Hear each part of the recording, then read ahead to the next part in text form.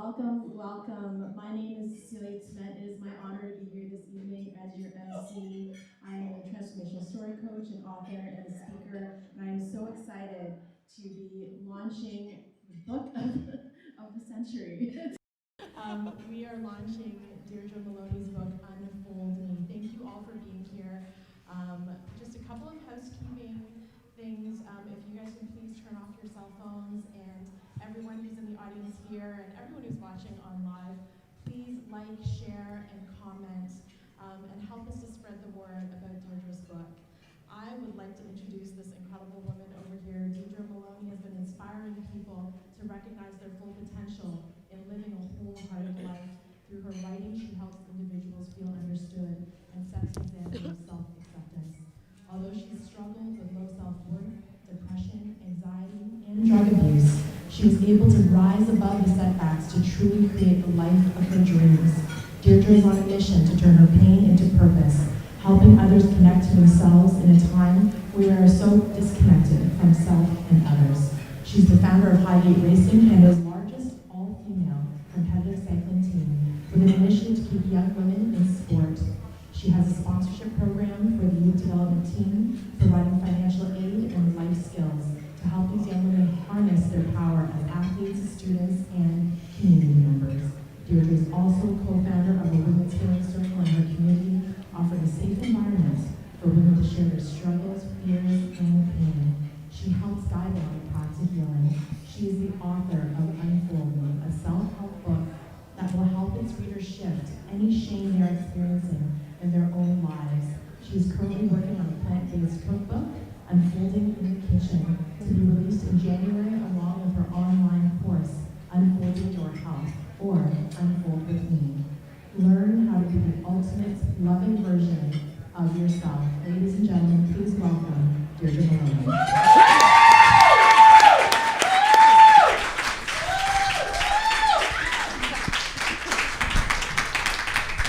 Thank you. Welcome, everybody. I'm absolutely thrilled to have you all here in person and, of course, live online.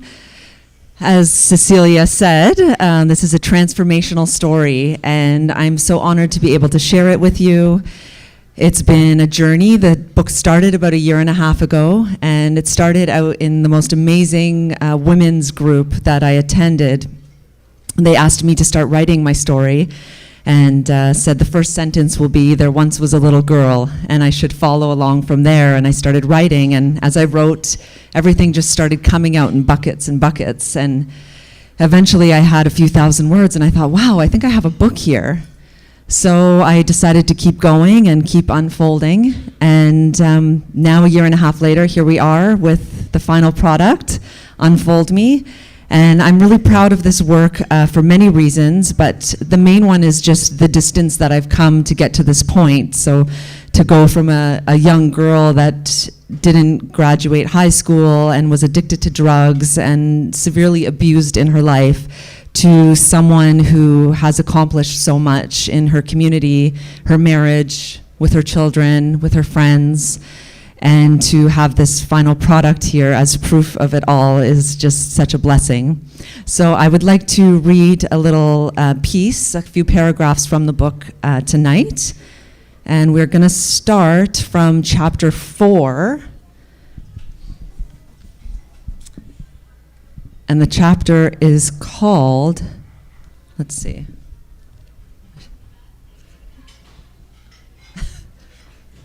Escorting. Here we go. I was introduced to escorting through Geordie in 1997. It was a few months shy of my 17th birthday. We eventually made up over our silly pat dispute and were both big into partying. Our tastes became more and more expensive.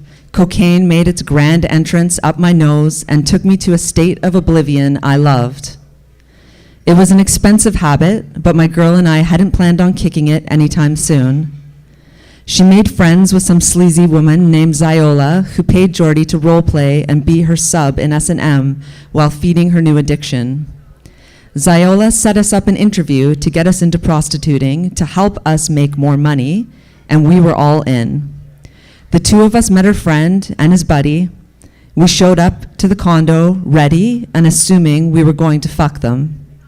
I was surprised when they let us into a bedroom that had dildos on the bed and told us to have fun before closing the door and leaving us on our own. The two of us climbed onto the bed. I looked around, wondering how they were possibly going to know what we were doing and what we were capable of. Cameras? Are they in the living room watching us? It was totally fucking creepy. These guys were in their 50s. I was only 16 and Jordy was 17. We looked at each other, smiling, and I thought, God, this is easy. All you need me to do is fuck around with my girl like I usually do. We happily did what they wanted us to. I told them I was only 16. Isn't it illegal? I asked. Don't worry. As long as you always say you're 18, there will be no problem. I need a fake name and your measurements, the guy in charge said. This was very exciting to me, making up a false identity. I felt so grown up and in control of my life. Alexis, that was going to be my working girl name. 34B, which they advertised as a C, 26, 34, blonde, green eyes, 18 years old. He also invited us to live with him and his girlfriend. We rented the spare bedroom in their Scarborough condo, which was also the call center. His girlfriend booked the calls, pretending with each one she was the girl the customer was calling about. Carrie must have been in her 30s and was extremely overweight. She had long blonde hair with a misshapen ponytail and wore tights and a sloppy t-shirt every day. There was food being delivered to her constantly. Looking back, I realized she was stuffing away her feelings with food. The condo was off of Highway 401, just east of Toronto, and overlooked the Scarborough Town Centre. We had a small room, but it had a double bed and a private bathroom. Living together made us so happy. We brought our clothes, CDs, and even a few stuffed animals. I couldn't believe how lucky we were to find this awesome setup where we could be together, make good money, and disappear from a life I hated. We finally had a safe and quiet spot to binge out on cocaine. So many days were spent afterward, holding each other as we quietly prayed to fall asleep, to end the suffering that came with the last line. We felt an ache, a yearning to do more. It felt as though someone had died and we were mourning the loss. With daylight peering through the curtains and the sweet melodies of our music playing, sleep would eventually rescue us until we had to get back to work. Living in the call center was great. I would wake up, shower, throw on my makeup, and be ready to roll out. A driver met us outside in the lobby and took us to our calls. We had a decent split of the money. All I needed was enough to get a pack of smokes, some coke, and a meal. That was my life, all about the drugs. The more escorting I did, the more coke I did, and it became a vicious cycle. I don't really remember many of the men I saw. It was mostly routine. The ones who stand out were the ones who made me feel extremely uncomfortable. One time, the superintendent of an old beat-up building, upon walking into his apartment, I was disturbed by the smell and by him. He wore jeans and a stained white wife-beater tank top. His belly hang out over his pants. He was short and balding. He had a few wispy hairs on his head, reminding me of a baby. I made my standard phone call into the agency to confirm I had received payment. Then they would let the driver know. Time to get down to business. We walked into the bedroom, and he got situated on his bed. Looking around, I was shocked by all of the junk. This guy was a total pack rat. I focused on him, and he smiled with a mouth that was missing a lot of teeth. God, what am I gonna do? Can I back out of a call? Shit, I need the money. I zoned out, planning to finish as quick as possible and get the fuck out of there. When I pulled out a condom and rolled it on his small penis, I wished I was somewhere else. Mentally, I allowed myself to disappear. I tried to make his sickly smell fade away. Closing my eyes, I headed off into another world while Alexis took over to get the job done. After we finished, I called the agency and they sent the driver over. I headed outside, lit up a smoke, and shook off the creepy feeling left over. Hopping into the back of the car, I made small talk with the driver while I finished my smoke. The rest of the night, I stayed quiet, and looked out the window to watch the neighborhoods fly by.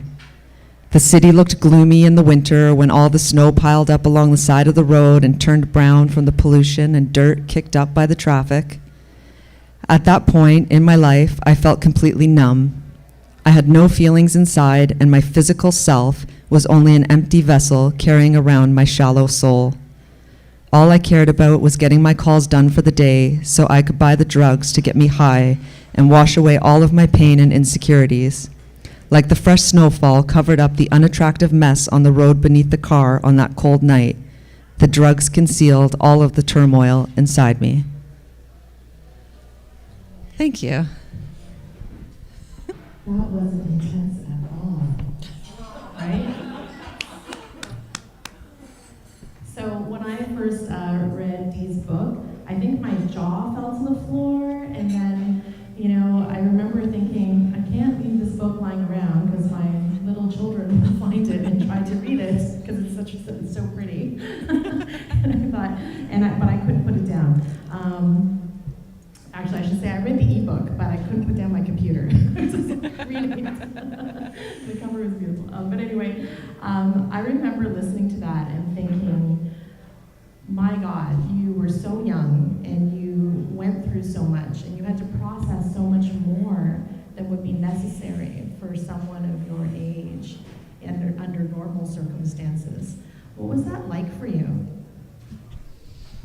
I wasn't doing any processing. There was no thought of what I was doing, if it was wrong or right. I think I knew what I was doing was wrong, but I thought that I was an adult and I was living this big life because I had this money, and I was willing to literally sell my soul to do that and to get out of my house and away from my parents and the reminder of just all the pain that I'd had in my life leading up to that point. That's amazing. And there's lots of comments online. Everybody's saying you can barely hear me. How about, why don't I use these mics? Okay, everybody tell me online. Can you hear me now? Anybody? It's very loud in here, so hopefully it works online on Facebook. So Jordy in the book is actually sitting right next to me, which I found very exciting when I found out she was going to be here. And I think part of the book that is really amazing is the bond between these two women and what they did to protect each other, support one another. And even in the moments where they were kind of in the worst of it, they leaned on each other. And so Jordana is going to speak to us next, but I have to brag about her because she's pretty damn awesome. So, before I do that too, I want to remind everybody online, please share, like, and comment. And if you are sharing, you will be eligible to win an amazing prize, which is right there on the corner. We have 5 bags of popcorn from Comeback Snacks. We have a mask from Who Judges the Judge, which is right here. Oh, she's going to model it. And as well as Deirdre's book, Unfold Me, and my book, If I Could, I Would. So if you would like to win that prize, we're giving away 2 of those packages tonight for our watchers online. So please comment, share that you have shared the stream, and whoever comments the most is also going to win a prize. So we have 2 of those to give away. So now I'm very excited to introduce Jordana. She is a criminal defense lawyer and the owner of GHG Criminal Law, a boutique firm based in downtown Toronto with satellite offices in Italy. Oh, I want to go there. And Hamilton. The firm is focused on defending people charged with homicide offenses and crimes related to the drug trade and firearms. She is a mentor at Ryerson University and Covenant House and a guest speaker at Osgood Law School, Ryerson University, University of Guelph-Humber, Sheridan College, and Trios College. Jordana is usually asked to talk about her philosophy, which is captured in her 2018 TED Talks, Who Judges the Judge, wherein Jordana explains the label criminal and questions how, as a society, can we judge a person's character based solely on what may be the worst decision they made on the worst day of their life. Jordana knows firsthand how labels create a mindset From troubled kid to street kid, Jordana spent her teenage years bouncing between group homes, institutions, and rehab. By the time she was 17 years old, she was a homeless high school dropout. She spent 2 years on the streets of Toronto before a near-death experience forced her to reevaluate her life. At 19 years old, she entered her 4th drug rehab and spent 6 months learning how to live. She graduated high school at 21 and went straight to York University on an academic scholarship. She graduated with an honors degree in philosophy at age 24, and at 25, she started her studies at Osgoode Law School. At 35 years old, Jordana opened up her law firm, JHG Criminal Law. At 40 years old, created her own scholarship at Osgoode called Versus All Odds as a tribute to her own journey that now helps others who have overcome extreme adversity, making it to law school against all odds. From teenage street kid to TEDx speaker, Jordana Goldlist aims to disrupt the status quo and help others realize their own potential. Well, damn, that's pretty awesome. Here is Jordana Goldlist. Thank you. I appreciate that.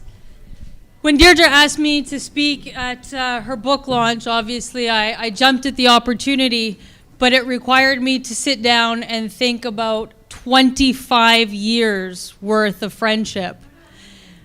I decided to think about whether or not it was even possible for me to describe my relationship with Deirdre in one word, and it was just not. It's possible to describe in 2 words, fucking crazy. We are friends for sure, but we're also family. We have also been enemies, and we've also been partners in crime. Many crimes over many years. We have brought each other through the depths of hell, and we had a lot of fun doing it. We loved each other, and yet we put each other in the most compromising situations imaginable. Situations that could have, and quite frankly should have, had either or both of us killed or arrested. And not just once or twice. Repeatedly for about 10 years. And the funny thing about Deirdre and I today is that if we met today, I don't think we'd be friends. Seriously. Deirdre's the most zen person I know. She meditates. She goes for nature walks. She's a stay-at-home mom. She's been homeschooling 3 of her children since before we talked about a pandemic. She lives north of Barrie in a nice little community with a really nice husband in a house that's really cute with beautiful children.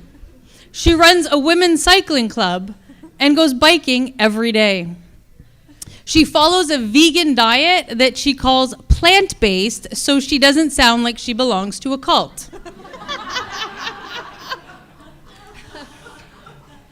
And then there's me. Think Zen. Now turn it inside out and upside down, and you have some version of me. I run a law firm situated in downtown Toronto, and I take cases from just north of Barrie out to Hamilton, St. Catharines, and throughout the Niagara region. My focus is on defending people who allegedly kill people, carry guns, and sell drugs. My partner and I live in an ultra-modern penthouse in downtown Toronto. We can barely keep a plant alive, let alone pets and children. We are workaholics, and we see each other for an hour a night if we're even lucky. Our gym time is all about efficiency. For me, it's circuit training and some Peloton rides that often get interrupted by emergency calls from people in jail. There are no long, slow bike rides through the countryside for me. There are some very fast drives through side streets for me to get to court on time. As some of you may know, Deirdre absolutely loves her minivan. It's because her whole family can travel together in it. In my home, there are 2 adults, 5 sports cars, no back seats. If Deirdre and I met tonight, I have no doubt that we could easily catalog all of the stark differences in our lives. But if we were lucky, we would have enough time to stumble across the one thing that our lives have in common today. Deirdre and I both share an incessant need to give back to society and help others who are struggling in life.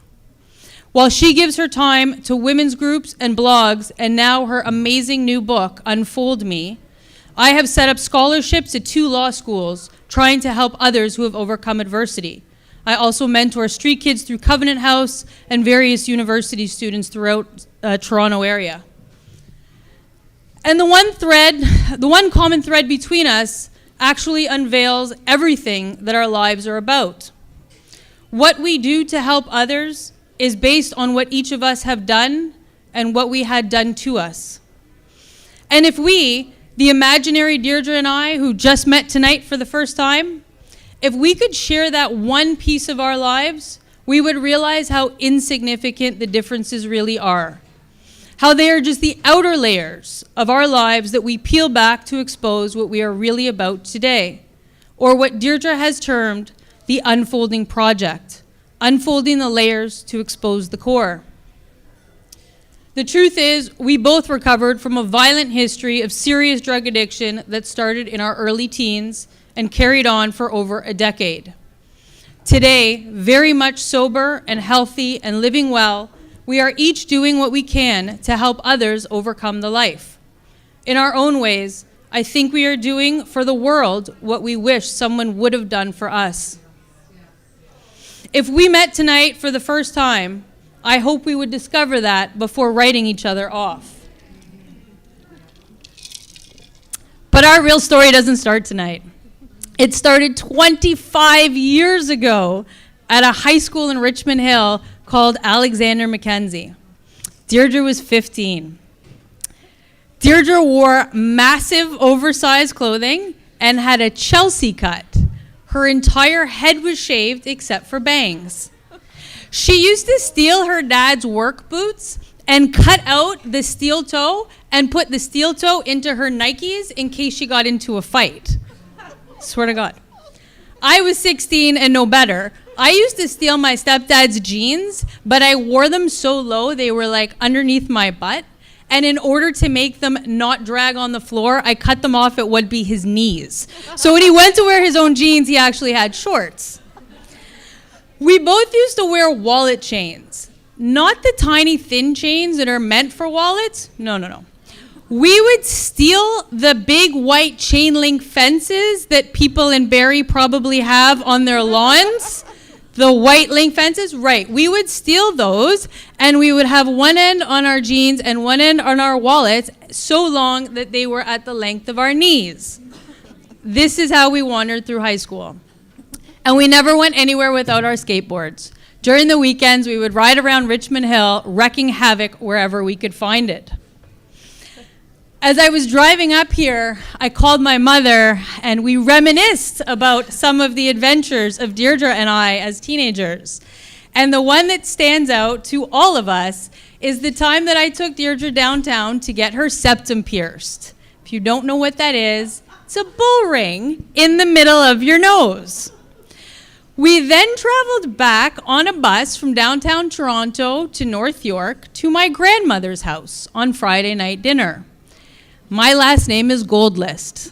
I'm Jewish. Friday night dinner means something in the Jewish family household.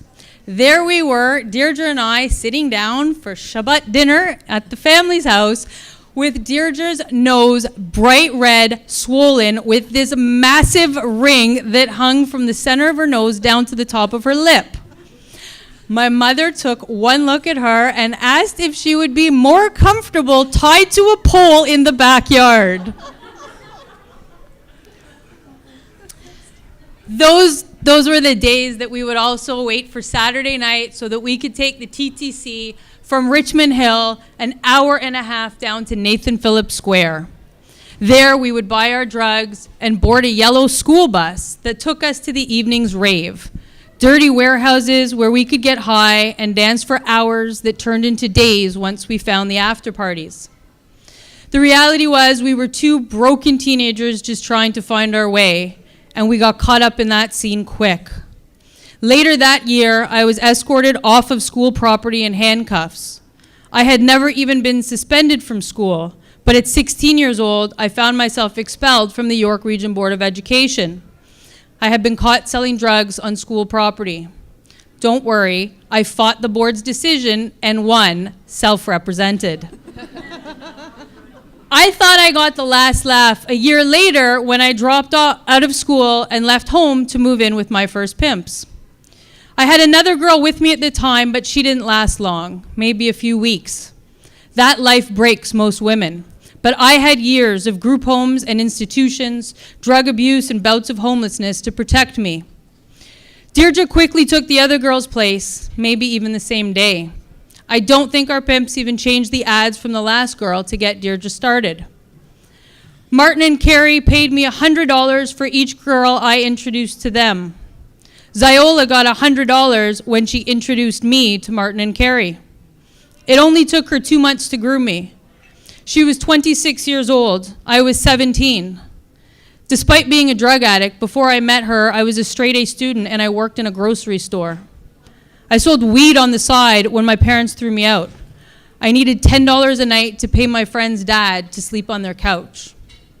When I met Ziola, all of that stopped. She put money in my account. She would buy me drugs. She would send drivers to take me wherever I needed to go. When my parents kicked me out, I had her couch to sleep on, free of charge. I thought I had it made. It took me 20 years to realize that at 17 years old, I was groomed by a predator and sold to a pimp for $100. You can call me a lot of things in this life, and I accept them, but don't call me a victim. And don't call me a survivor. I fucking hate that term. The definition of surviving is to live through something that should have killed you. How basic is that? That may be true of my life on the streets, but that does nothing to tell the story of who I am. And I will not be defined by what I have endured. Today, through my TEDx talk called Who Judges the Judge and the discussions it has created, I try to encourage people to think past the titles we assign to people. I try to explain that we each have a story, and that knowing that someone is about that requires us to explore more about the character of the person we meet. And no, I did not get over it. I don't think anyone ever really gets over that life. Getting over something implies that you move on and you're done.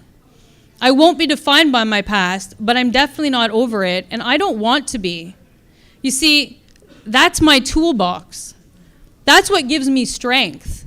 That's what makes me fearless. That's what taught me to assess a person in 0.3 seconds. It's what makes me notice the slightest change in a person's voice that tells me they are lying. That's what I use in the courtroom to win.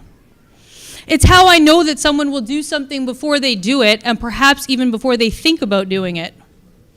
You see, people talk about their baggage. Well, I have a set that will rival the House of Louis Vuitton. But I don't look at it like baggage because the weight of that would cause me to collapse. Instead of baggage, I have my toolbox of transferable skills that I use to my advantage every day. What you think of adversity, I think of my advantage, and it's what I've used to get ahead in this life. Deirdre and I stopped talking for over 10 years. During that time, we each built the lives that we now have. We also tried to silence our past. I figured out how to use the toolbox, but I did so really quietly. Deirdre pretended she didn't have a past at all. I remember the last time we spoke before that 10-year gap. I was a 28-year-old junior lawyer, and I had just heard she was sober and engaged. I was so happy for her. I called her from my law firm, hoping that the name of the law firm would come up on her screen so she knew I actually worked there. She answered, and I was so excited. I said, "Hey, it's Jordy." I wanted to tell her I actually finished law school and I got a job, and I wanted to congratulate her. She said, "Hey," but really tentatively. I did congratulate her engagement. She said, "Thanks," but really flatly. I told her I was doing well and 3 years sober, and I would love to see her sometime. Her response to me was, "I'm sorry, Jordy, but you are a part of a life that I have left behind. I was devastated. I couldn't understand how she could turn her back on me. I had left the life too. How was she leaving me behind when I was walking in step? Over the years, I would hear how she was doing from her ex and some mutual friends, but it wasn't until her oldest daughter reached out to me on Instagram that we reconnected. By then, she had come to realize that there is no part of your life that you can truly leave behind. It follows you, whether you like it or not. What you do with it is totally up to you. Today, I am grateful to not only be a part of Deirdre's history, but also her future. I honor the life she has built for herself and the family she is nurturing. The work she does to make the world nicer is truly amazing, given the cold reality she has come from. A few weeks ago, she wrote a blog about wanting to always see the world through rose-colored glasses. I prefer a pair of dark-tinted Pradas, but I know we are looking in the same direction. I'm proud of all of your hard work, my friend, and I cannot wait to watch what's next for you. Wow. Oh my gosh. Well, first of all, I live in Richmond Hill, and my life is nothing like that. So I feel like I'm missing out on something. And also, I'm really sorry about the crime that I committed, and I hope you'll still defend me. We've got some amazing comments coming through here. I just have to share some of them with you. Teresa's saying you're all amazing and powerful women. Great resiliency from these ladies, from Roxanne. Jenny Broccoli, is she a vegan? I just had to ask. I'm sorry. It's her last name. I'm just wondering, I gotta know these things. Oh, and Morgan wants to join your vegan cult, so does Cheryl. I don't know when you're starting that. I will not be joining. I like bacon people. I'm just saying it right now. Talking about summer school, they went to the same place. Anyway, also Cheryl Jananga, for those of you who are online, is posting the link where you guys can buy Deirdre's book. So please make sure you go there. Oh, we've listed your website, Jordana, so there's going to be lots of people calling you tomorrow. Great. Which I know is going to be incredible. I look forward to that. So for you two, because you've experienced so many different things together, what is your favorite memory that you have with one another? Oh my God. Good luck. Oh, favorite memory. Well, there's so many memories. I mean, a fond one would be the time we did mushrooms on Easter at went to my parents' when my grandmother was there. I probably shouldn't be saying that. It was so funny, though. We were sitting at the table laughing and laughing and laughing, and I remember looking over at my grandmother and thinking, oh, this is just terrible. It's funny because all of these bad times that we had together, like the struggles, the holding each other, falling asleep, those are actually fond memories, even though it was so painful at the time. Looking back on it, you can see the beauty in the struggle. So yeah, I would say that sometimes some of those deepest struggles were some of the nicest memories that I have. Yeah. Was that mushrooms and cream sauce? I'm confused. Yeah? All right. Just asking. I mean, these are things that I need to know. She's going to have them in her vegan cookbook. Everybody look out for those. It's going to be delicious. What about you, Jordana? So I agree. I think some of our funniest times were during, active addiction that we would never go back to. Even after, I got off the street, Deirdre had exited about a year or so earlier than me. There were always periods where we were separating and reconnecting, albeit not for the 10 years. But, when we reconnected after I got off the street and was in university, Deirdre's ex had gone to prison and met some pretty significant drug dealers. Deirdre, rightfully so, did not trust him to go out with his associates alone and demanded that she come with, except there was no other women. So in order for her to not be the only woman at the table, she also demanded that I come with. And so it would be groups of 8 to 10 really serious players in the Toronto scene, and the two of us just laughing and giggling and not recognizing, what was really happening around us. And I think back to a lot of those dinners out and the fun times we had. We were drinking excessively, but not to the point where we were endangering ourselves the way we did as teenagers. We sort of found this middle ground for a while. And then, of course, because it's our personalities, we let that get excessive and eventually had to pull apart. So I think that there's a lot of memories during those times, but recently I think that, our 2-hour conversation when our oldest daughter reconnected us, when Deirdre was finally ready to have me back in her life and we were healthy and proud of our lives. That was probably the best conversation we had. She was proud to tell me about her marriage and her children and her cycling club. And, at this point, I was in a healthy relationship for the first time ever, in my late 30s, and running my own law firm and having, this great deal of success in it. So I think back to that conversation to finally be proud of living as definitely one of the highlights of our friendship. I love that. I think that's amazing, and I'm very curious to hear about this middle ground drinking that you guys talk about. So we are going to have Deirdre read us some more from her amazing book.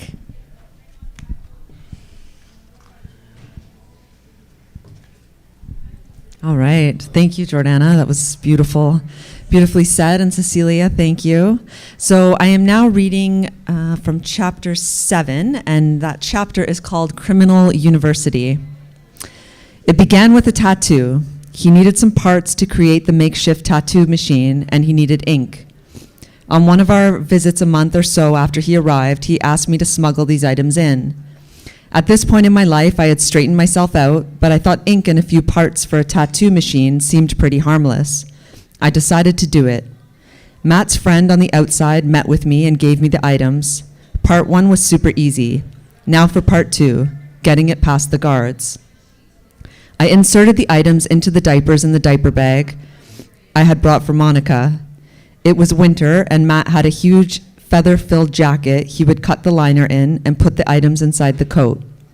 I was nervous, but nothing too upsetting. As the items I was bringing in weren't illegal, they just weren't allowed beyond the visitors area of the prison. The prisoners did get a quick pat down on their way back into their area by an officer after the visits were over. They thoroughly searched pockets, shoes, and socks. I'm sure his walk back in was nerve-wracking. I got my usual collect call from him later that night, and he let me know everything was fine. He passed through without suspicion.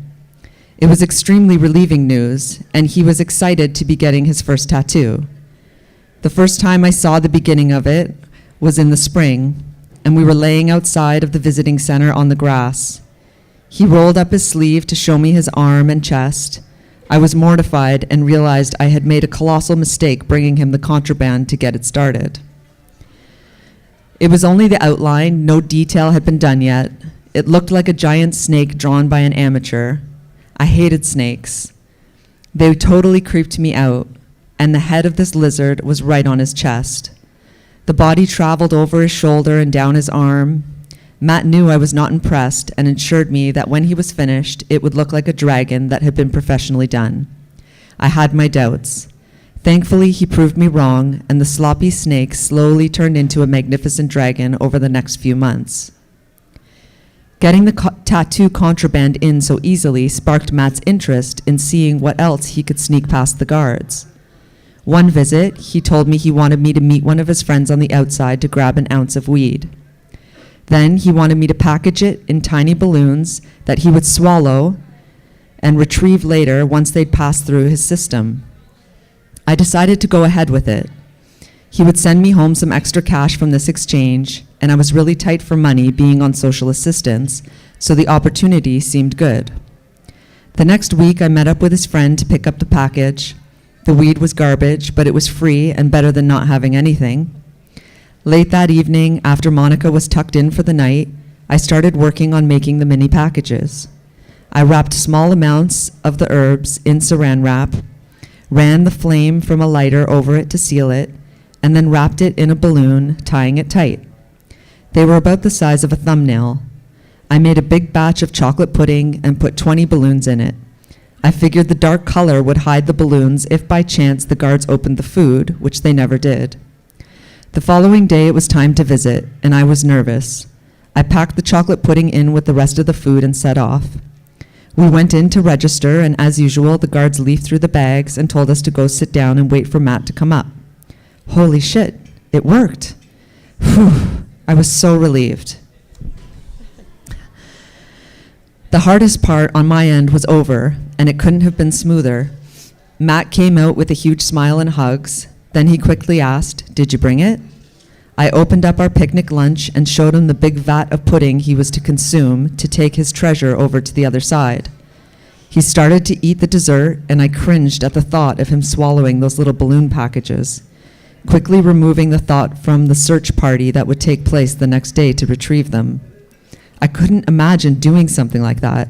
It takes a special kind of person to put themselves through that, or maybe just a very desperate one. We finished our visit as usual, always one of the very last to go.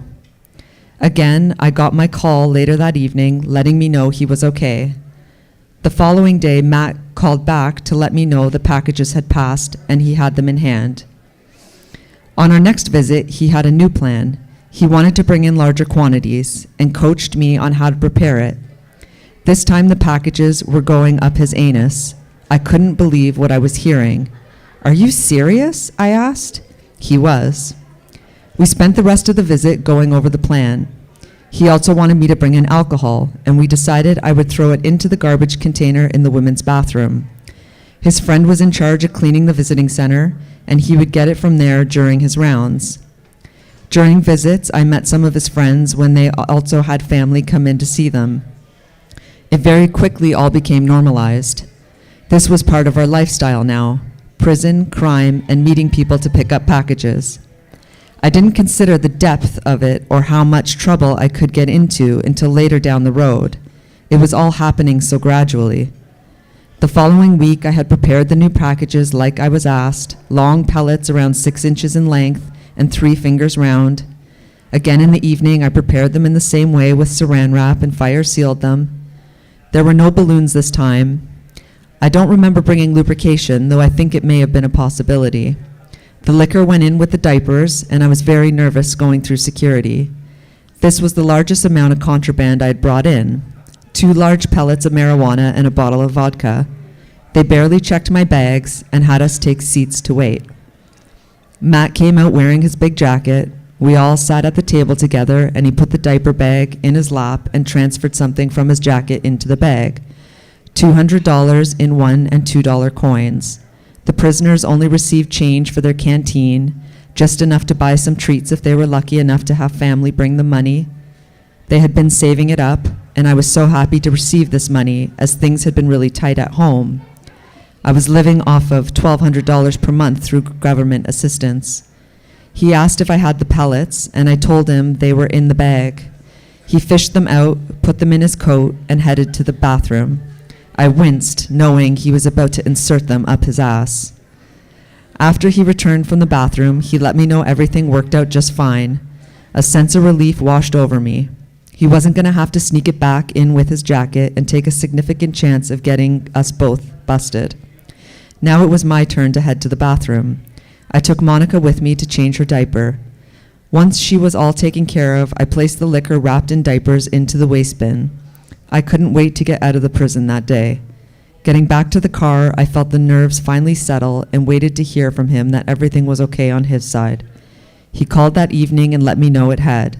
His packages had arrived, and it was a much easier way to deal with in this new manner. Oh, that's heavy. So I'm about to introduce Emily here, who's the founder of Come Back Snacks, and if anybody can figure out how to sneak out a bag of popcorn without us knowing, you win extra popcorn, right? They can kidding. Wow, so that's a lot of detail is what people are saying online. And they're all feeling a little painful right now because they're picturing what's going on. What was that like for you? Did you feel like this is part of what I've been asked to do? This is my partner, so I'm going to go through with it? Or were you kind of having trepidation? What was going through your mind? I think I felt subservient always, especially to men. It was, from childhood of being abused, and, I was raped at the age of 10 and sexually abused at the age of 9, and then it just kept progressing from there. So I always had done what the man wanted. And so I'm in this relationship and he's in prison and this is what he wants me to do. It never would have been my idea. I wouldn't have come up with it or done it on my own. But yeah, when he asked me to do it, it was just sort of like, okay, that's what I do. I do what men want. And I just didn't think for myself. I didn't trust myself or listen to myself. I was a puppet, and I just, let myself get taken advantage of. Yeah. I mean, I was 19. I was 19. Yeah, I was only 19. Yeah. Well, I'm pretty sure now that you're taking back your power and you're sort of this incredibly badass woman, that your husband, John, is very willing to do whatever you ask anytime you wish. Right, John? Yeah, he's saying yes. Nobody can see him. It's dark out, but it's here. You can see. She doesn't do anything you ask? Well, that's because she's had a lifetime of obeying men. She's kind of done, buddy. You found her at the wrong time, eh? You know that, right? You're the subservient one, yeah. As it should be. As it should be. She's tiny but tough, Well, I'm very privileged to be able to introduce Emily O'Brien. She is the founder of Comeback Snacks Popcorn Company. It all started when she went to prison. Before, Emily was an entrepreneur and social media professional. Having created her own firm at a young age, she enjoyed great success.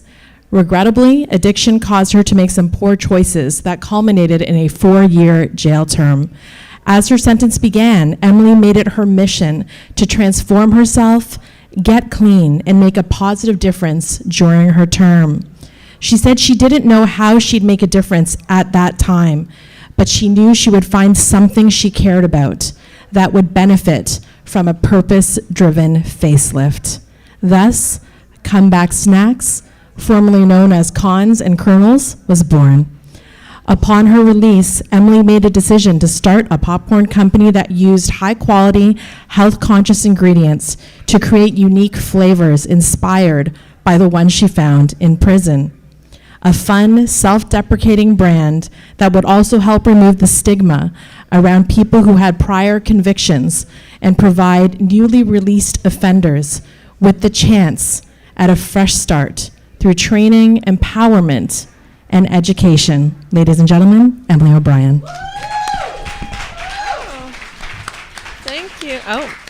Thank you so much. Thank you for inviting me. It's so awesome to be here with everyone. And even though I haven't known you as long as Jordana has, I feel like we have so much in common already. And it's just awesome. Like, it doesn't matter when you meet people, you just know that you can connect and create amazing things together regardless. So it's awesome.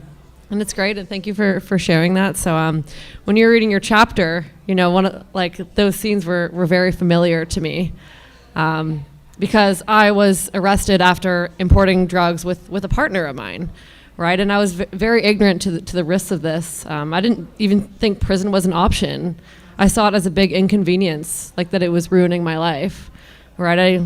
I surrounded myself with people that told me to get revenge and get even, and that wasn't really putting me anywhere. That was actually making me vicious, and I knew that I wasn't vicious. I had just done something because I wanted to go home. And when you're trapped in a foreign country with someone the only person that you know is that guy, you're just gonna go home. But a lot of the time when we're reading the headlines, all you see is the crime and the harm. You don't see what was going on really before that. And so after, getting arrested and being put on house arrest, and you want to put a 26-year-old on house arrest, it's not really going to go over well, especially when you have to, move out of your condo in Toronto. And I love my mom, but I don't want to live with my mom. Try a dating life with that. It's not exactly most cozy. So anyway, so after 2.5 years in house arrest, I was sentenced to prison, and I decided to submit a guilty plea because at the end of the day, there were things going on in my personal life. My family went through a horrible divorce, and it's not an excuse to be I was sad, and that's legal to be sad. It's okay to be sad, but I should have addressed my struggles with substances far prior to that. But also, when you run a business and you're an entrepreneur, it's very hard to admit weakness, right? Because there's like so much competition and pressure, right? And there's also like the ageism thing, like, oh, you're 26, like you shouldn't really be sad about what's going on. And then I was like, you know what? It doesn't matter how old you are. When you see people that you love in pain, and you're allowed to, it's okay to feel sad about that. So went to prison, and I knew that I was going to create something good, because people say don't look back on your past, but sometimes you have to look back on your past to see all the good shit you did, you know? So like I was planting trees when I was like 6 years old. I was like volunteering, you know, causing mud fights and stuff too, but still like being a good person. And I knew that I just got into this relationship because I wanted to be loved. So it was like, okay, I know I can come back from this, but I have to hold up my end of the bargain. Whenever we make mistakes, like comebacks aren't earned, you know, like we got to learn how to apologize, and we have to like put an effort into that. So prison, and then I met so many people who were actually just like me, and so many people's stories that needed to be heard, and so many skills that people had that people don't think they have, like just like the tattoo thing, like the ingenuity of like people in prison is fantastic. So I wanted to kind of showcase that with a business, with like a social enterprise that could also provide employment. And I can now say, like, after 2 years of being in business, going from cons and kernels to comeback snacks, like people that break the law can handle money. They will show up to work. You know, they're not going to steal from you. And they can do a really great job, and they can be really loyal. So it's just like demystifying all those bullshit stigma like statements that you hear all the time that really just keep setting people back when they've already done their time. So I guess, you know, we can all come back from mistakes is basically like my main message, but we also have to forgive those that have harmed us, because forgiveness is more about taking. It's not really about giving. It's about taking your own life back. So, you know, we're just here. We're this like an honest, raw group, and we're all sharing stuff. And I guess that's my message. Like, thanks again for inviting me. And it's short and sweet, but, you know, spreading the truth one kernel at a time. That's right. Made with conviction, honey. All right. Thank you so much. I really liked how you said that you were looking for love, because that is, you know, the first 25 years of my life. That is what I am searching for. I am searching for somebody to love me, and this is how I'm getting myself into all these horrible situations, is because I think, okay, this is it. This is the person that's going to love me and take care of me and support me. And so you're willing to almost do anything to find that love, right? Yeah, it's sad that we don't somehow already have it in ourselves, and I think that's something I know with my children I really want to cultivate, is that self-love. We have to learn to love ourselves. Yeah. Thank you so much, Emily. That was awesome. What are some of the flavors that you have? Because I was so fascinated to hear that they're inspired by your time in prison. So, I mean, are we talking like we got ramen flavored popcorn, or what's the deal? So I actually started the popcorn, like I wanted healthier flavors at first, because part of my addiction was like rooted in an eating disorder. And so I didn't want this eating disorder to like re-flourish in prison. So I was like, maybe I can think of like some healthier recipes. So in prison, you actually cook your own food. Like, don't worry, the knives are chained to the walls. But like, yeah, you cook all your own food with spices, and you get breads and stuff. You get $38 in 1 week to spend on groceries. So, you know, it's not a lot, but you make it work. So we got a combination of lemon, pepper, and dill and put it on regular popcorn. And that was an OG prison recipe. And then I would also get like Kraft Dinner off the canteen, and then get the cheese off the Kraft Dinner and put it on the popcorn. And then I made like a couple other like outrageous recipes that didn't like work to like scale. Like we did like peanut butter and banana and like all this wacky stuff, but they're kind of like legacy flavors, so not really on the shelves right now. But now we have even better flavors, I think. So we have like lemon meringue caramel, peanut butter caramel, cheesy caramel, which is like if Chicago popcorn, you know, had sex and had a baby, because it's all on the same kernel. Yeah.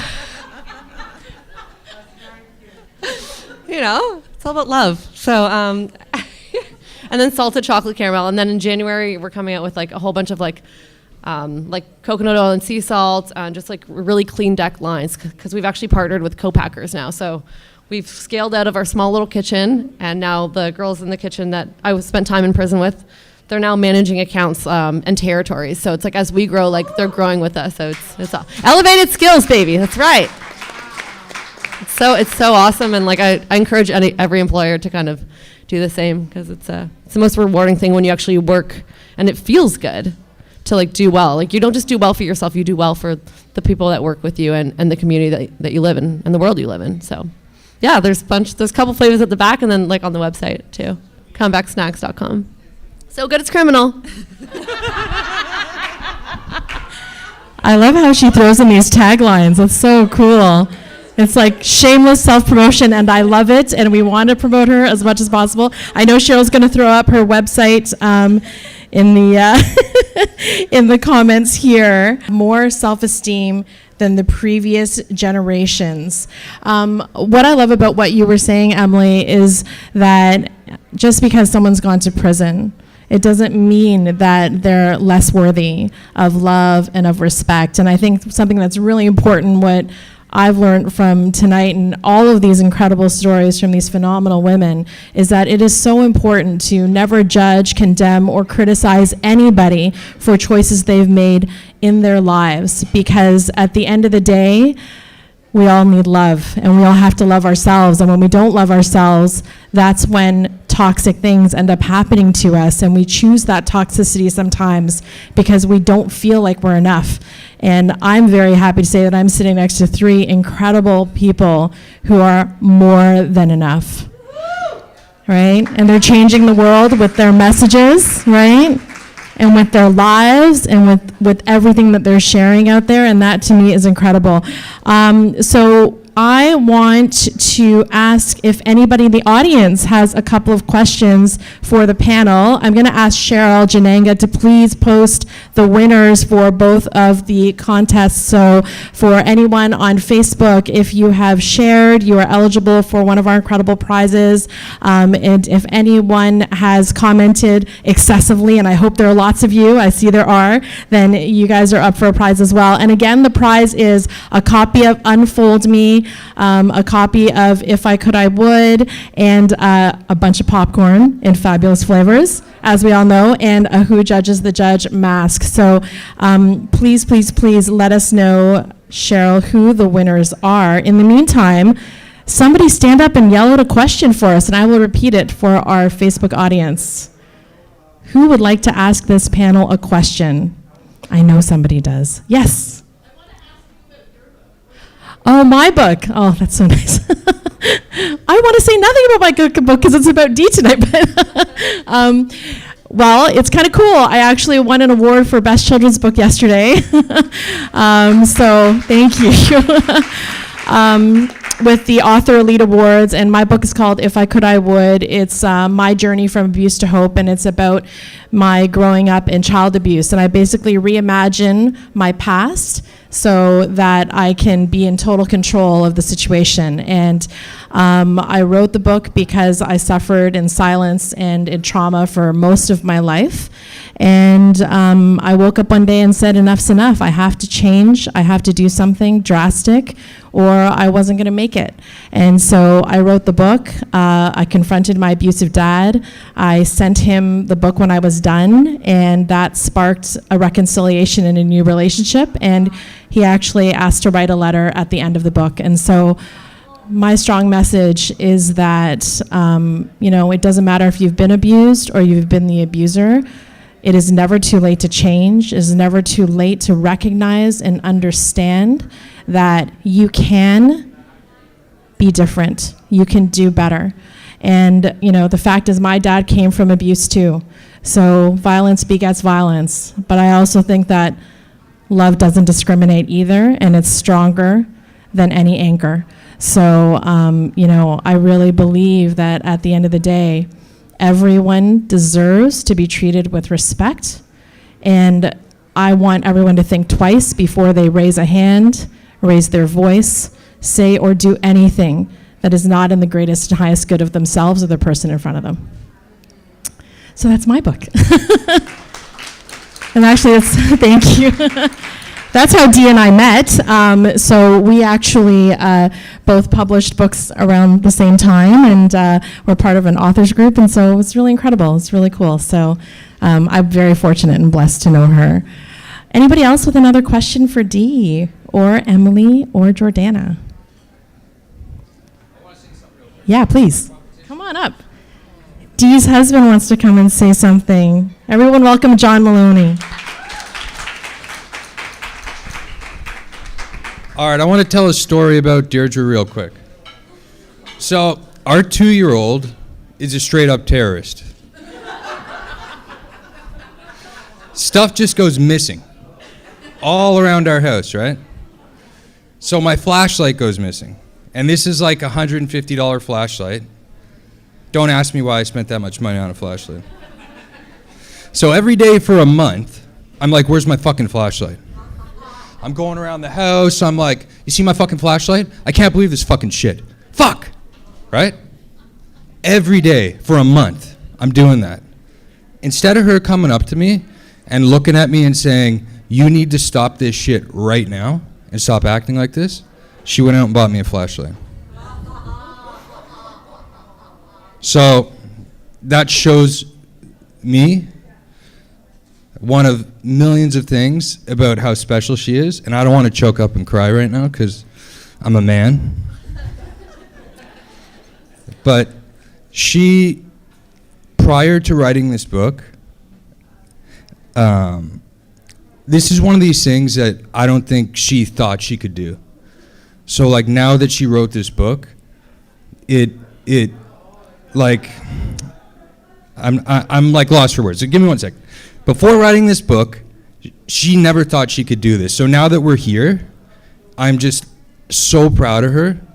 And it means so much to me to see her up here and see this book published, that she accomplished a goal that she worked on for, 2 years? And it was day in, day out, working on something for 2 years, and to finally get here and then see what it is, it's just so amazing, and I just want to tell you how proud I am of you.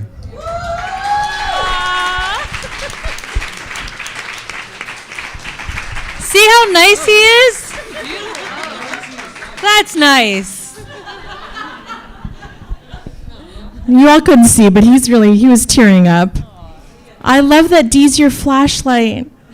It's so cute. Okay, so we do have a couple of questions out there in the online world. So Darcy has a question. Was there a rock bottom for anyone on the panel? And what did that look like? Who wants to answer that? Fun question, right? Yeah, go. We all have a rock bottom. Yeah.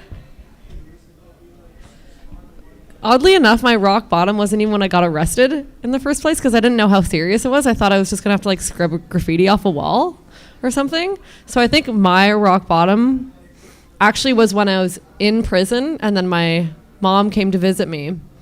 And they have these little, I know this is kind of weird, right? Because it's after I've been to prison. So I'm still learning.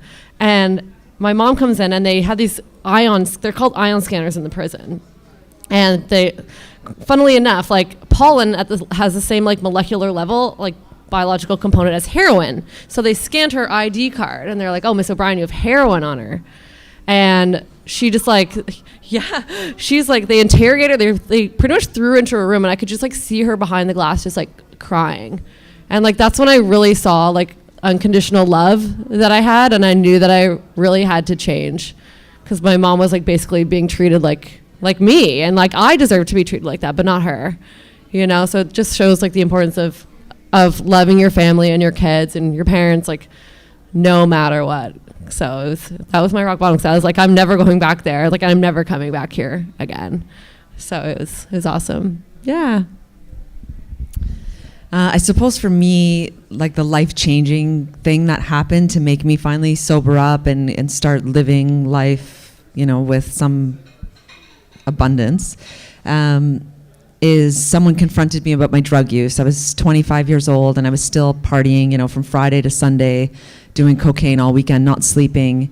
And I would show up to work every Monday morning after not having slept, and, you know, I have the sores under my nose from the drip, and they're like, you have a cold every Monday. I'm like, yeah, I know. Like, that's so unlucky, right? And they're like, are you doing drugs? I'm like, no, but it's not a big deal. I can handle it. And then he looked at me and he said, you have a 4-year-old daughter. You should be so ashamed of yourself. You're supposed to be her role model. And it was those words by this person that really was meaningless to me, but that it just hit me so hard that I realized, like, holy shit, I'm someone's role model. And this way that I'm living is not acceptable. And that was it. I never did drugs again. That was just that sentence they said to me. I sobered up. I went to therapy. I got on medication. And I got a new job. And my life just changed from there. So you never know. And I've heard that from other people, that it's just someone said this one thing and it like snapped them out of it. And that's all it was for me. Yeah. So my rock bottom isn't what actually stopped me doing drugs. My rock bottom happened in 2 stages and also involved my mom. I was 18 years old. It was two months before I was turning 19, and I had a near fatal drug overdose at the Selby Hotel. And I was rushed by ambulance to the hospital, and I got there and I was in and out of consciousness, had a heart attack, had to be revived. And I passed out, and I woke up to this nurse trying to run an IV in my hand. But I was a junkie, and she couldn't find a vein. And she was hurting me, trying to insert this IV in me, and probably thinking I'm just some junkie, why should she bother saving me? And so I grabbed the IV from her because I knew better than her how to find a live vein. And I inserted my own IV at 18 years old, only to look at the edge of my bed after I gave my hand to this nurse to tape up, and my mother was standing at the edge of my bed watching me insert my own IV. I didn't know that the girl that I overdosed with called someone who eventually got a hold of my mom, who came rushing down at the thought of me having this near fatal drug overdose. And so I promised her I would never do that again. She was horrified, and I'm an only child to my mom, so I was her world despite where I was at in life. And so I promised her I would never end up like that again. I went to rehab for needles, and only needles. I refused to give up drugs. I was so addicted at that point that I thought that if I could just avoid needles again, I would never hurt my mom the way that I did. And obviously, and to no one's surprise, it didn't work. I came back from this rehab, continued using, and 3 months later, I was again using needles. I was out on a binge. I went to my mom's house for safety at the end of a 4-day binge, and when I walked up to her house, she was sitting on her steps in a pink house coat, just bawling, and just waiting for me. She had no idea when I was coming home. I don't know how long she was sitting there waiting for me to come home. It could have been days. And that picture resonated with me so much that I changed my whole life. I went to rehab. I spent 6 months in rehab, went back to school, and while I had a few year relapse in university, I never went back to living the way that I did and putting myself in a position that I would do that to my mother again. So I think those two experiences combined were definitely my rock bottom. That's amazing. Thank you all for sharing that. We're going to move on to some more questions. We have a lot online, actually. So Cheryl's asking you, Deirdre, what was the one moment you realized that you had to pivot your life? Well, I think I probably just answered with what I would have answered this question with. But moving forward, more recently would be when I was pregnant with my 4th child, and I became severely depressed, and I started isolating myself. I didn't want to go out, didn't want to see my friends, and it was sort of my past catching up to me, and all of the shame and the guilt that I felt because I'd been hiding these things from everybody. I mean, my husband knew these things about me, but I had this entire new group of friends and a cycling team, and none of them knew any of this stuff about me. And I was just so terrified that they would find out that I felt it, the weight was on my shoulders.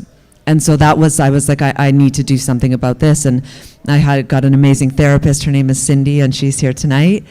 And she really helped me to open myself up and learn to love myself, because she was very open about past mistakes she had made. And I was like, oh, wow, if this woman who's so smart and intelligent and has this amazing practice could, come from a past and still thrive, then I can do that too.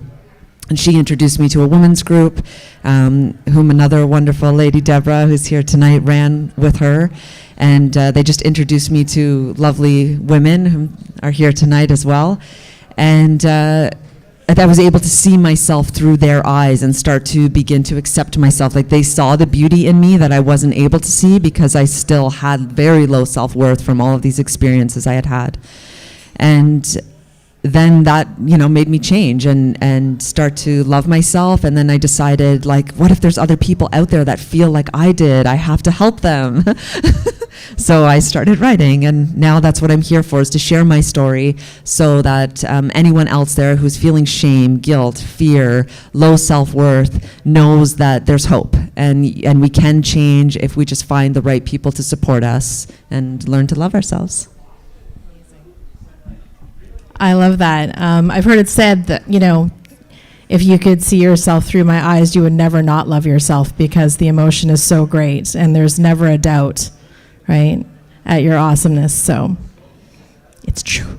Amy's asking if you're going to have an Audible book coming out. Yes, okay, that is coming, forthcoming. Amy's also asking, any advice for the parent of a teen who might be headed down the wrong path? Anybody want to take that? Anybody? I find that such a difficult, tricky topic. I think that if we know of abuses that have happened to our children, we need to address them immediately.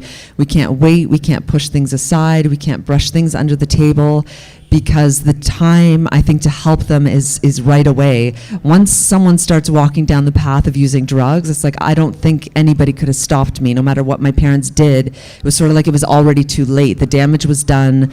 They didn't help me to recover from traumas I'd experienced, and then the relationship was broken with them, so I didn't trust them.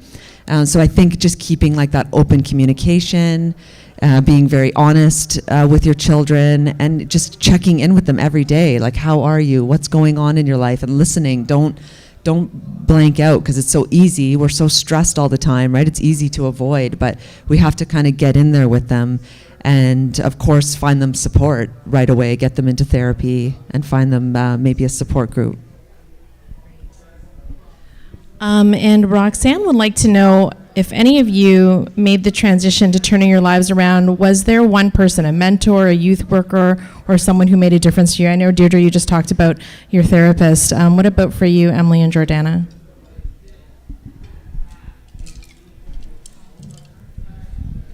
Honestly, like, I've had so many people, it's hard to like say just one, because so many people can help in so many different ways, right, at different stages of the growth process. And I think, like, obviously my mom's like the best. So like, my mom has been there since day one, like, definitely #1 fan. So, and I'm lucky to have her. And like, being incarcerated with, a lot of women who didn't have that family support really showed me how privileged I was.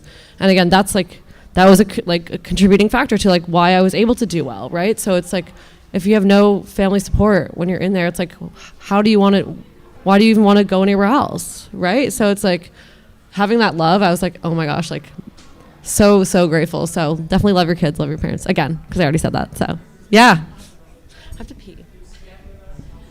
So for me, it was also in 2 stages. I think that there was one drug therapist that helped me, or basically forced me into a 6-month drug rehab. It was my 4th rehab. The 3 shorter ones had failed, and he just kept pushing me, telling me that I needed to spend a lengthier amount of time, not just addressing, to stop drugs. Like, that's just the Band-Aid, but if you don't actually clean out the wound and deal with the infection, it's just gonna come back. And 2 weeks or 3 weeks wasn't sufficient. So he definitely, basically made it seem like if I didn't do the 6-month program, I would just die. And I was 19 years old, and I didn't want to die. So I definitely credit him with my earlier first recovery. And then I went back to using, and I stayed, in the game or in the life, like in the sex industry, till I was 25 years old. I didn't get out until I was already in law school. And I wasn't going to go to law school. I was making so much money and living this amazing high life at 24. I applied to law school sort of for the sake of it because it was my childhood dream. And then I got into Osgoode Hall Law School and I called to see if I could defer it. Like, I wasn't ready.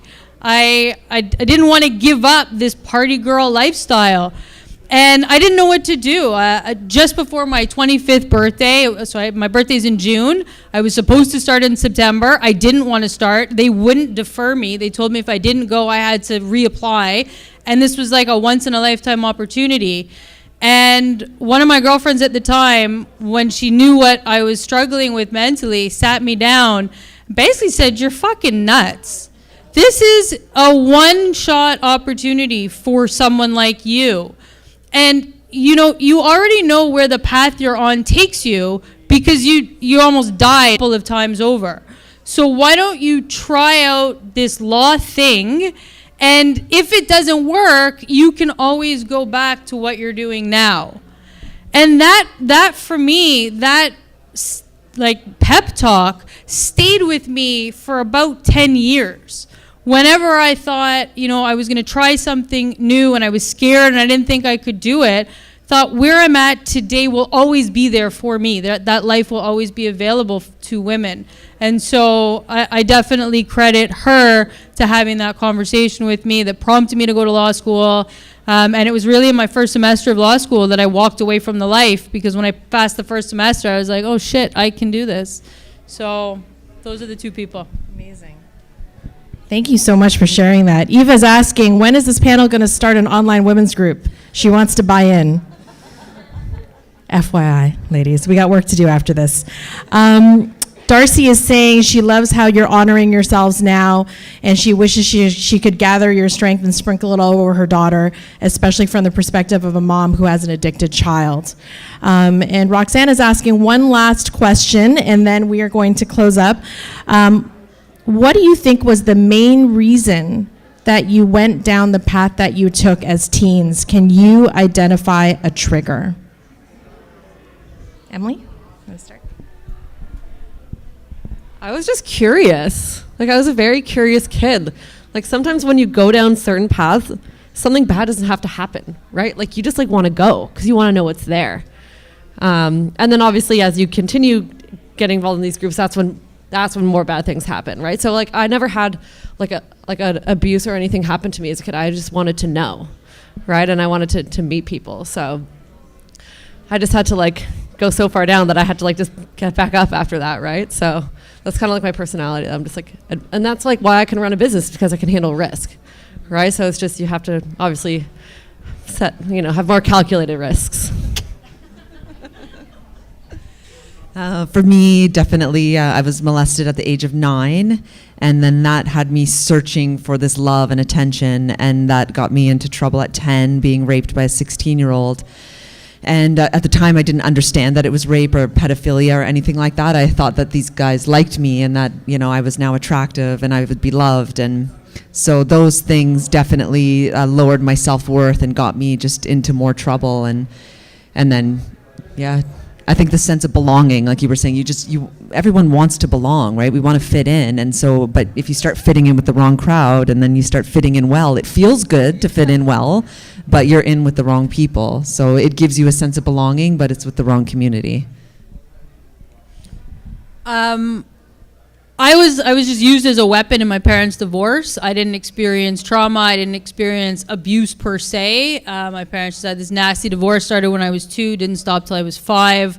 It continued on. They each used me to get back at the other, and so it just created a lot of confusion in me. A lot of disdain for authority. Someone told me not to do something. It seemed like a dare to do that very thing they told me not to. And I started acting out, I guess about 12 years old. I started cutting myself. I didn't know how to deal with emotion. I didn't know how to talk. And so that for me was just a way to externalize what I was feeling inside. The cutting got so severe, the day after I turned 14, I was sent to live in group homes. Spent over a year and a half bouncing between group homes and institutions. And that really broke me. When I came back home, I could not follow rules. I didn't want to. I didn't want to be a part of the norm, and so I fell into the rave scene with all of its glory in the 90s. And that was it. As soon as I found cocaine at 16 years old, within 3 months I was smoking crack, and it totally took hold of me, and it didn't stop till I was 25. So that's my short story. Thank you for sharing that. For me, it was definitely the abuse in the home. I think one of the biggest things is I looked up to my father as, you know, I wanted to please him. I wanted to make him happy. I wanted him to show me love, and I never felt that. So I spent most of my life trying to please everybody. I couldn't say no to anybody. You would want to know me back then, because I would say no to you never. So, you know, I consistently just sacrificed myself for everyone around me because I had no sense of myself. And I think that for me, the trigger was everything. The trigger were narcissists. Anywhere, if there was a narcissist on a quarter mile, I wanted to be your best friend. And the crazier you were, and the more love you showered on me, and the more you took it away, the more I wanted to be around you. And so I think one of the interesting things about the cycle of abuse is being able to recognize and understand that narcissism is not real love. It's not defined in anything that's solid or true. And so when I figured that out, that's when I understood that I deserved something more. So that was for me. We are waiting for the winners. Cheryl is going to announce them, which is amazing. Roxanne is saying great responses. She's very happy that you can all demonstrate this great strength and resilience. And you've all inspired a lot of people as parents and sisters and friends. And Cheryl is giving a drum roll. Drum roll, everybody? Anybody? Yeah? Nice. So, and we're gonna have a prize for the wonderful people in the room after too. So we are just waiting for this. I think there's a couple of minutes delay on Facebook, so I'm just going to sit here and smile beautifully at all of you. Wait. It's coming, it's coming. Okay, so for the person that commented the most, the big winner is Claudia Arato. Congratulations, Claudia. Congrats. And we have one more winner for the person who shared this live stream. And it is, I'm just nervous with anticipation. You gotta love the 5-second delay on Facebook, right? It's pretty great. Anyway, that's okay. I like to talk, so it works out. Dee picked the right person. I could just do this all night. Oh my God, the winner is Jenny Broccoli. Vegan from another mother. Is she vegan? She's not, right? Oh, she is. Oh my gosh, she really is vegan. I was totally joking. Jenny Broccoli, congratulations, my friend. Oh, Morgan says vegan cult for the win. Well, anyway, folks, you can join the vegan cult at the front. We'll have a sign-up sheet afterwards. Dee would be happy to have you. And by the way, I've tried some of her amazing vegan food, even though I'm a very dedicated meatitarian. And it's really freaking delicious. So everybody look out for that cookbook. Maybe you'll convert me. I don't know. We'll think about it. But I want to thank you all for being here tonight. I want to thank Emily and Jordana. But most of all, I want to thank Deirdre for sharing your story.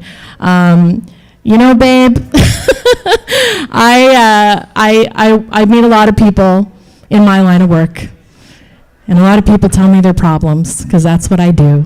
But guess what? When I met Deirdre, I just saw a light in her that is, it's not dimmable. Is that even a word? I made it up. It's not dimmable. And I just want you to know I'm so damn proud of you. And I want you to not only not shut up, but I want you to keep talking, keep reading, keep sharing, keep bearing your soul and telling the truth, because people out there need to hear what you have to say, because it is so important, it is so valuable, and you, my friend, are a gift. And I hope that everyone is able to understand and see into your soul by reading your beautiful book. So thank you for having me tonight as your MC. It's been my honor and privilege, and I just love you so much. Thank you, Cecilia. I love you too. I love you all. Thank you so much, ladies, up here with me. This was an honor to sit with you all tonight and to spend the evening with you. I'm really just so grateful to have you here. And thank you, everybody in the audience. And special thank you to everyone that watched online. I really appreciate you showing up for me and being here tonight with us. So it's very special. And that's it. We'll close it out. Thank you.